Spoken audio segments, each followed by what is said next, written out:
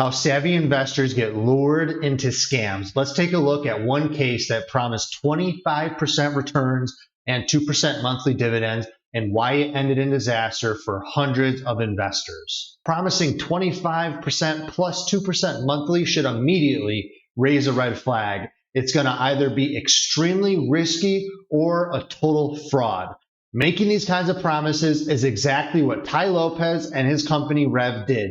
They pitched themselves as savvy entrepreneurs bringing back old brands, but in reality, investors were buying into hype and not results. According to the SEC, they raised money saying their companies were thriving, but in reality, they weren't making any money, and to keep things going, they allegedly used funds from new investors to pay the old ones, which is a textbook Ponzi scheme. At least $5.9 million in distributions to investors were from new ones, and they allegedly took $16.1 million from the whole scheme and put it directly in their own pockets. They raised roughly $112 million from everyday investors who trusted the pitch, the brand, the names, and the promise of easy passive income. To protect yourself from scams, hype, and high risk, keep in mind, if a company does not have a ticker symbol, it is not regulated like a stock, meaning much higher risk.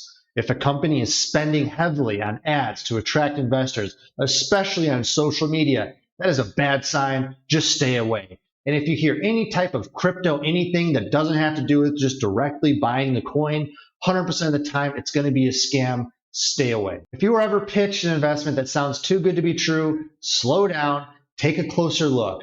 The best investors protect what they've built instead of chasing risky promises. My name is David. I help families focus on clarity, discipline, and results over hype, because at this stage, it is not about getting rich, it's about staying rich.